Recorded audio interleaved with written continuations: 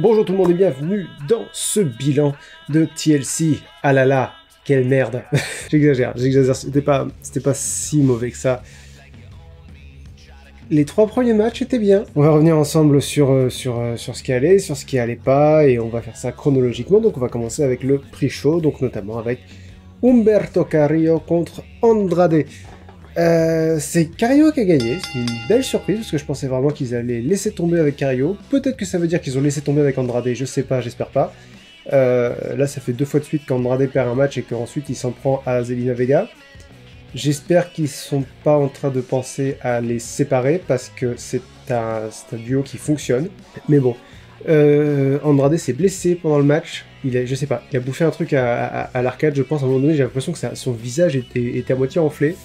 Donc j'espère que ça va. J'espère que ça va. C'est le premier j'espère que ça va de ce bilan. Il y en aura 2 autres si je me rappelle bien. Vous allez voir. On va y venir, notamment un qui était plus sérieux que les autres. Je pense que vous voyez duquel je veux parler. J'ai mes notes sous les yeux, c'est pour ça que je regarde là. Mais oui, Miaou. Toi aussi, t'espères qu'Andrade il va bien? Ensuite, non, j'allais dire peut-être le match de la soirée, mais non, c'est pas peut-être le match de la soirée, parce que il y a un autre match qui a été nettement meilleur d'après moi. Le New Day contre The Revival, facilement le 2e meilleur match de la soirée. Il y a eu plein de spots très inventifs, notamment du côté du New Day, qui... Je crois qu'il veut quelque chose, j'en reviens. Donc ouais, le New Day, ils ont passé la première partie du match à se manger des échelles. Donc voilà, Biggie s'est pris des échelles dans la bite, Kofi Kingston s'est pris des échelles dans la tronche. C'était violent. Mais le match était vraiment très... C'était une bonne idée d'ajouter une stipulation à un match de Revival contre le New Day, parce que vu qu'on l'a vu plusieurs fois, il fallait quelque chose pour que on n'ait pas une impression de déjà vu. Et ça leur a permis d'être inventif et ça a vraiment fait le taf. Du coup, ouais, le match était vraiment bien. Je lui ai mis A-, je vous ai pas dit combien j'ai mis pour le Andrade Carrillo. Je lui ai mis B, je crois, de tête. Yeah, c'est ça, je lui ai mis B. Que là, New Day contre Revival, j'ai mis A-. Le moins, c'est vraiment que pour moi, il n'y avait pas assez de... C'est toujours la subtilité des matchs à l'échelle. Monter à une échelle, c'est facile. Le principe d'un match à l'échelle, c'est qu'il faut suffisamment affaiblir tes adversaires pour que tu aies le temps de monter à l'échelle et choper les ceintures sans qu'ils aient le temps de t'interrompre. Ça implique de vendre les prises que tu as reçues de manière constante. Or, dès le départ, Biggie, il donne l'impression que ça te fait super mal au genou dans les 3 ou 4 premières minutes du match. Peut-être un petit peu après, enfin bon, au tout début du match. Et après, son genou allait très très bien. C'est un peu dommage parce que du coup, pour moi, ça brise un peu l'immersion dans le match. Mais bon, le match était quand même vraiment excellent. Ah oui, j'ai oublié de parler de ça, le big ending de Biggie, du haut de l'échelle sur le big ending, c'est sa prise de finition. Ça avait l'air brutal. Il y a Scott Dawson qui a fait un... Oui, c'est Scott Dawson, je crois. Qui a fait un super plex sur Biggie à travers une échelle posée en biais entre le coin et une échelle. Et Biggie a juste pris l'épaule. Ça doit être encore plus douloureux que de tomber le dos dessus. Puis après, il l'a remis sur l'échelle parce que je pense qu'elle devait casser à ce moment-là. Elle n'a pas cassé. Dash Wilder a improvisé. Il a fait un splash sur Biggie à travers l'échelle. Ils ont morflé. Hein. Ils se sont donnés dans ce match.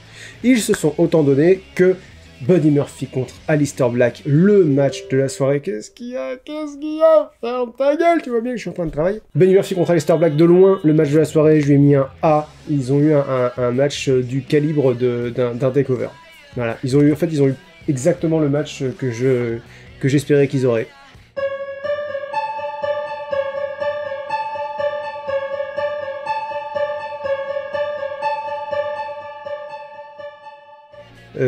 Très brutal, très...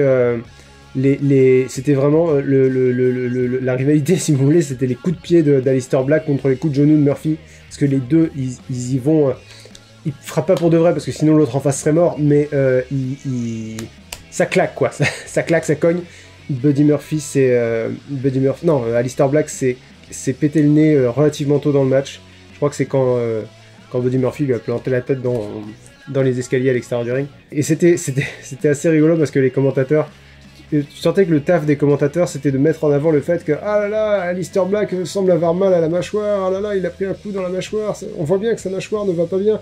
Alors que tu sais, quand tu te pètes le nez, t'as une espèce de marque rouge là, et ça pisse le sang de partout, et eux, ils sont là, ah, la mâchoire, et t'as Jerry Lawler, donc, qui est vraiment, qui m'énerve les 3 quarts du temps, mais qui là, pour le coup, a vraiment bien fait son taf de commentateur. Il a dit, oui, enfin, on parle de la mâchoire, mais regardez son nez, bordel. Improvisez avec ce que vous avez sous les yeux. Et le match a donné vraiment l'impression qu'il pouvait aller dans les deux sens. Et même Murphy a eu plus de... Murphy a mis plus de... a plus souvent eu l'avantage, si vous voulez, sur Aleister Black que l'inverse. Souvent, Aleister Black revenait plus qu'autre chose, c'est-à-dire que Murphy dominait, Aleister Black parvenait à revenir un peu, et en fait, Murphy mettait plus de coups, mais Aleister Black avait plus de résistance, et du coup, il a suffi d'un moment de relative inattention de Buddy Murphy pour qu'Aleister Black place sa Black Mass out of nowhere. Voilà. C'était au milieu d'un enchaînement quoi, qui était relativement équilibré.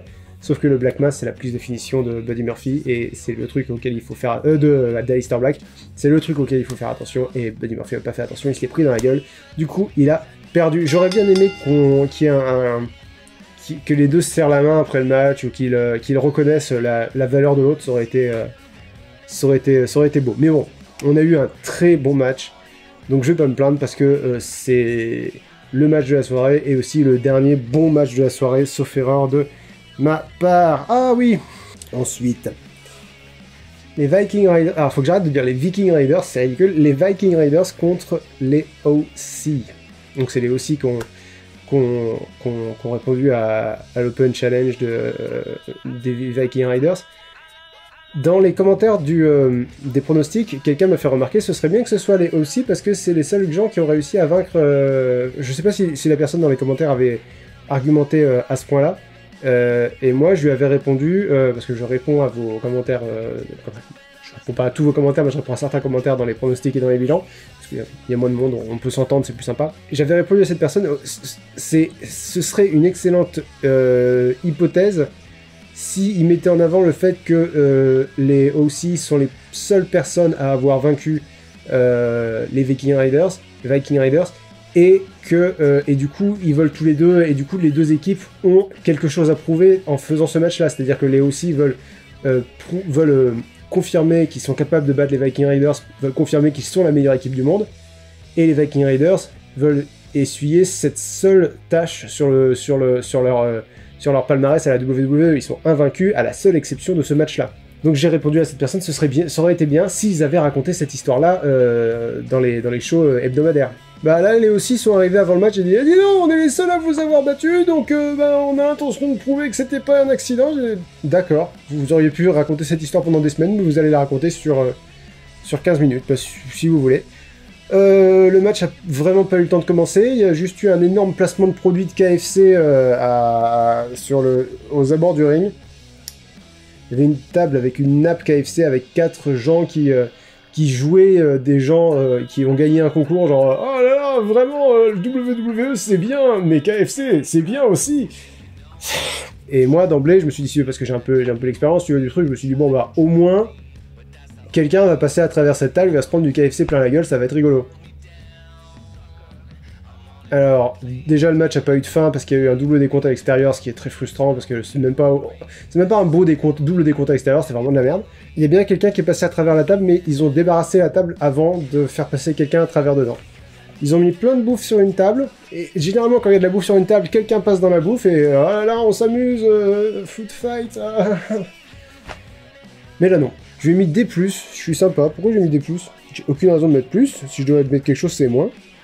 Mais bon écoutez, j'ai mis D+, je vais rester sur D+. Je pense que sur le coup, je devais me dire, ouais, le match était pas... Le peu de matchs qu'on a vu, le moyen de match qu'on a vu était pas trop mal. Par contre, qui c'est qui s'est tapé un D? Qui c'est qui s'est tapé un D? C'est King Corbin contre Roman Reigns. Qu'est-ce que c'était chiant! C'était de la merde. Évidemment, Roman Reigns domine au début. King Corbin revient. Pourquoi il revient? J'ai même pas noté. J'ai écrit de façon prévisible, Reigns domine à la ligne, Corbin revient à la ligne, Corbin domine, c'est long et chiant. C'est lent et chiant. Corbin domine, pendant qu'il domine, c'est très très lent, si tu veux. C'est pas méthodique, c'est chiant, quoi. C'est-à-dire, il joue avec le public en faisant...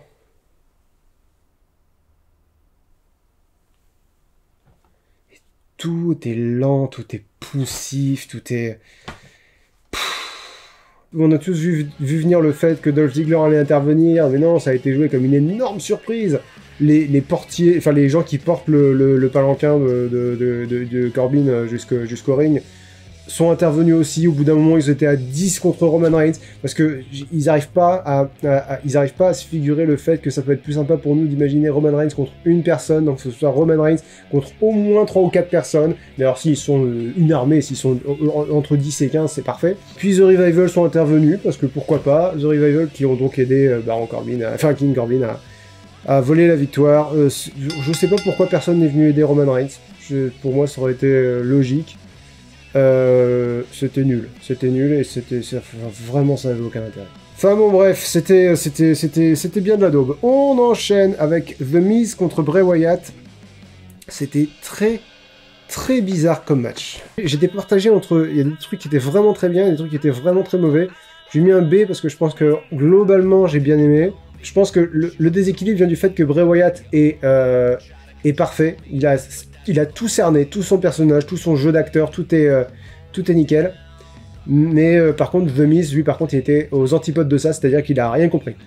C'est-à-dire que Bray Wyatt, il est arrivé avec la musique du Firefly Funhouse, il est arrivé en jouant le babyface auprès du public, et le public était à fond, le public l'adorait. Ça rentre parfaitement dans son rôle de manipulateur, voilà, il se met le public dans cette... tout son leitmotiv Let Me In, c'était vraiment ça, c'est-à-dire voilà, les gens l'ont accepté et ça marche sur plein de niveaux. Et à côté de ça, t'as The Miz qui est censé jouer le père de famille en colère et qui veut se venger, quoi, qui veut protéger sa famille, et il a été très plat, très The Miz, quoi. Il a pas changé grand chose à ce qu'il fait d'habitude. Il faisait un peu plus la gueule, mais sinon il a fait son entrée comme d'habitude. Il a fait ses prises classiques comme d'habitude. Ça, il n'a pas attaqué avant la cloche, par exemple, ou non, c'était à 2 vitesses et Bray Wyatt a gagné comme si ça avait été The Fiend, c'est-à-dire il lui a fait 2 prises de finition et il a gagné sans vraiment de difficulté. Je m'attendais à ce que le match soit un peu plus serré du fait que c'était Bray Wyatt et c'était pas le Fiend. J'ai été déçu par ce match. La raison pour laquelle il a B et pas moins, c'est parce que après le match, le Fiend est apparu sur le Titantron. Bray Wyatt a dit d'accord, je vais le faire à l'adresse du Fiend. Il est allé chercher le maillet sous le ring.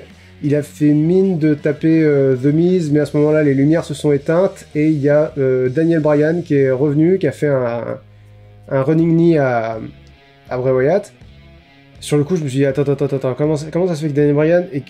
Parce que généralement, quand les lumières s'éteignent, c'est le Fiend qui apparaît. Pourquoi Daniel Bryan, il a aussi les lumières qui s'éteignent? Il se met d'accord avec quelqu'un en coulisses pour... Bref. Daniel Bryan s'empare du maillet, fait mine de frapper Bray Wyatt. Là, la lumière s'éteint. Quand elle se rallume, Bray Wyatt a disparu.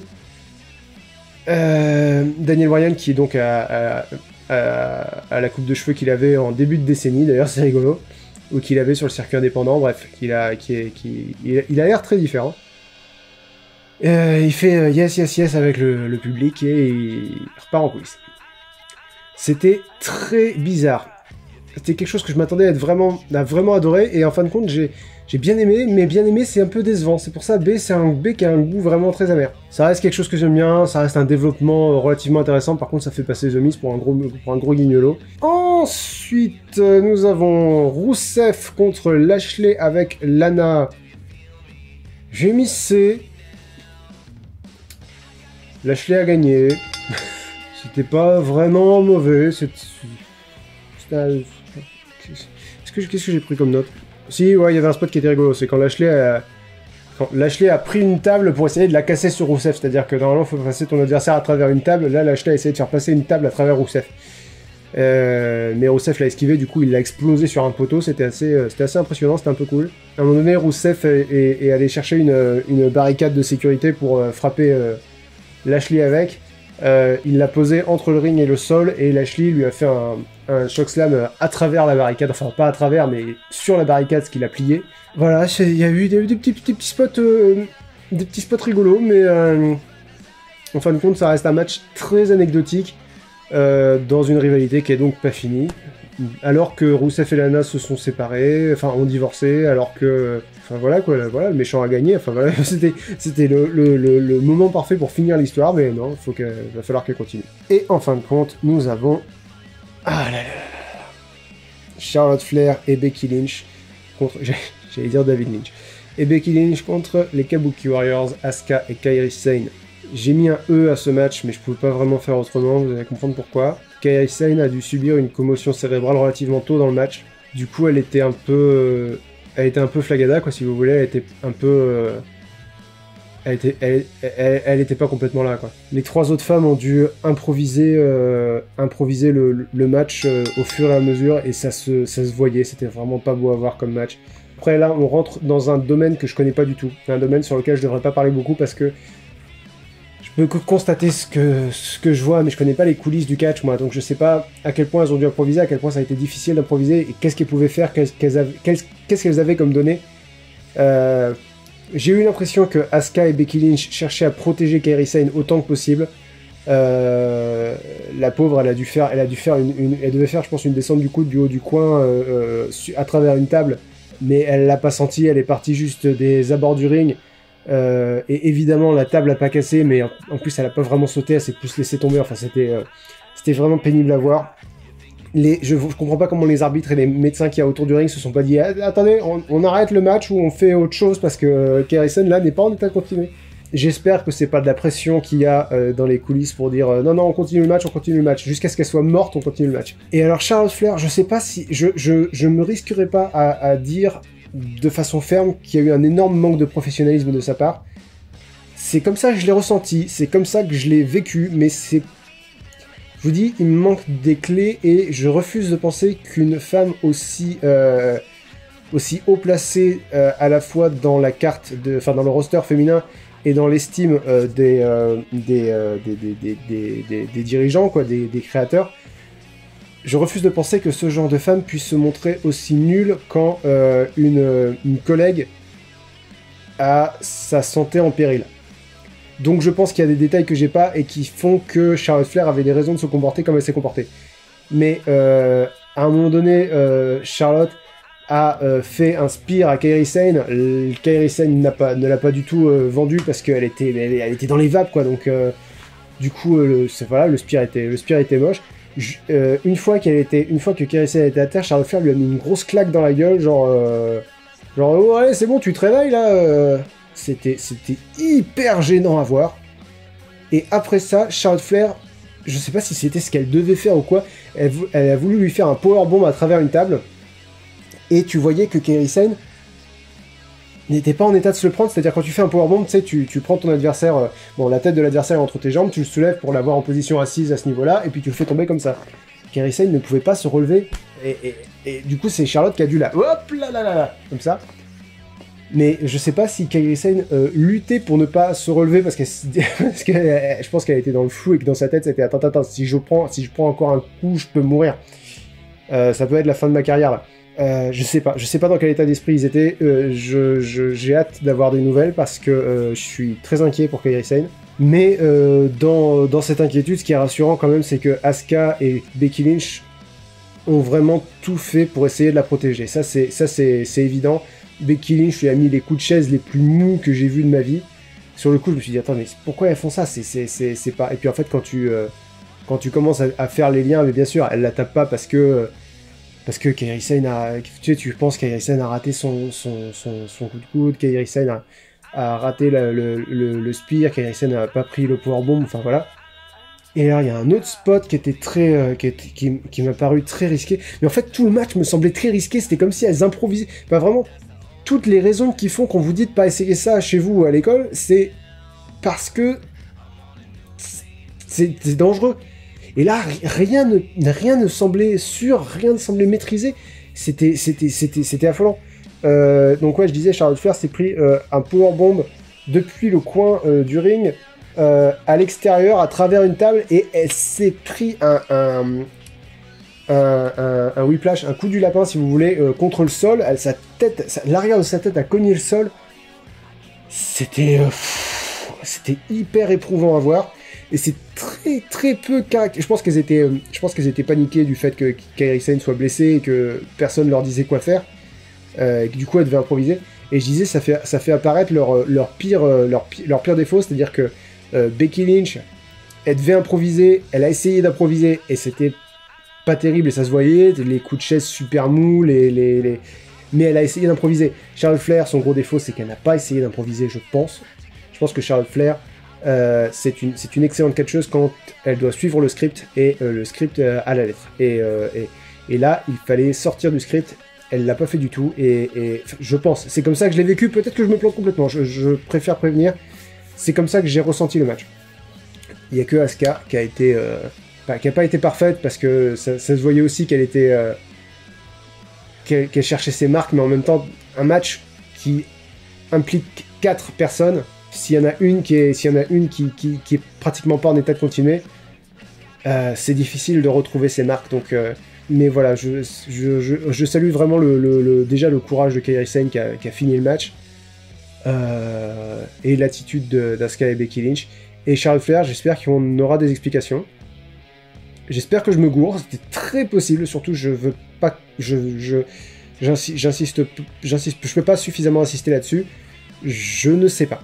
C'est comme ça que je l'ai vécu, et si je fais ces vidéos, c'est pour vous communiquer mon vécu. Il est très possible que je me gourre. Et si je me gourre, j'espère me gourer, je pense me gourer, et si je me gourre, je me débrouillerai pour vous le faire savoir d'une façon ou d'une autre.